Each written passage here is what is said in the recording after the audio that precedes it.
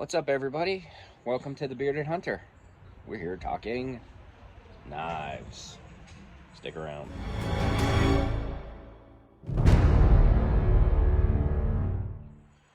What is the good word? I am Glenn, the Bearded Hunter, bringing you episode 2. Today, we're going to be talking about different knives. So, I've kind of had a collection of hunting knives that I've collected over the years, and some are good, some not so good. But this is just my opinion on ones I think that are great, and some that aren't so good, but we'll get to it. So, a little backstory. This right here is the first knife that my father he ever owned. Now, as you can tell, it's a survival knife. It's from the circa of the 80s, so it's got a lot of rust, wear and tear. The compass doesn't work anymore. This still screws off, but we used it as a fishing knife for years. So saltwater got into it, and I've actually had to rebuild the safety kit. As you can tell, it's very rusty.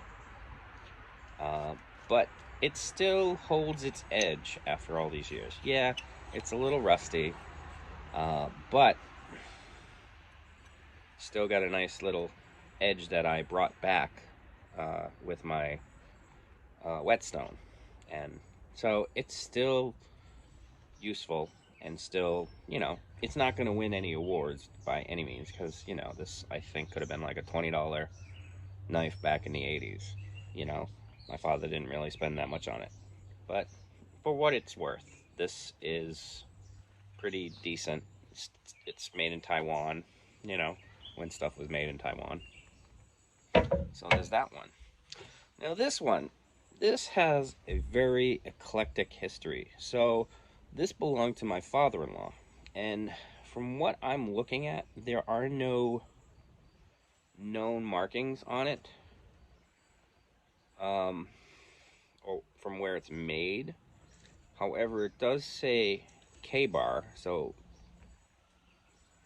K-bar knife, which it's your basic, um, you know, regular knife. It doesn't have any crazy compasses or any place to put stuff.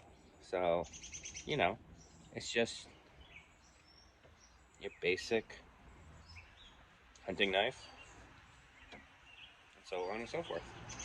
I've used this a lot for whittling wood with stuff I do. This I bought many, many years ago, and it's still in pretty decent shape. So it's a Muller.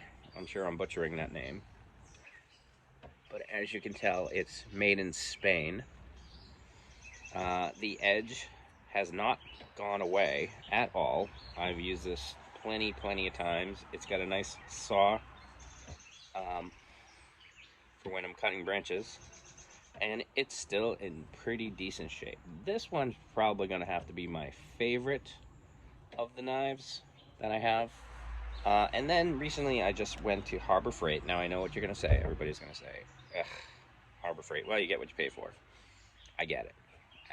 But just wanted to see what a $9 knife was going to be like.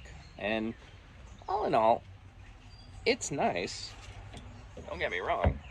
I mean, compared to some of the other ones, this guy over this guy, bar none. Like, you can tell the difference. But the quality is, I mean, it's got a hollow handle. The steel seems pretty good. It's not bendable. So there's that. I love that it has the compass in here. So,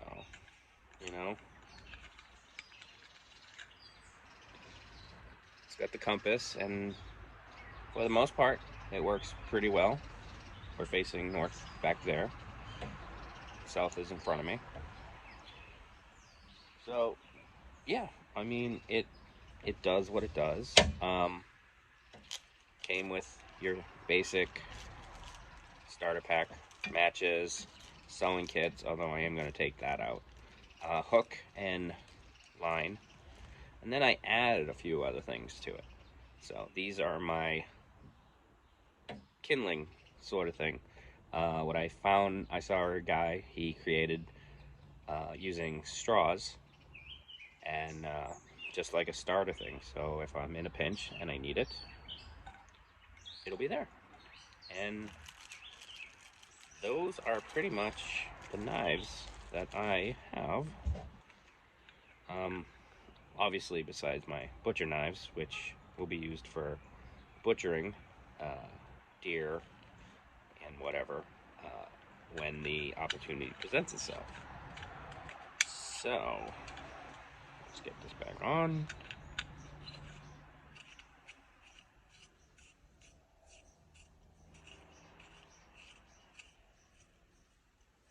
There we go. All in all, it's a decent knife. I'm not going to be like, you know, with this, you're basically getting what you pay for. But for just chopping down small little branches, cutting all that stuff, it seems to have a good edge. A little more on the bottom than on the top, but can't go wrong. Thank you.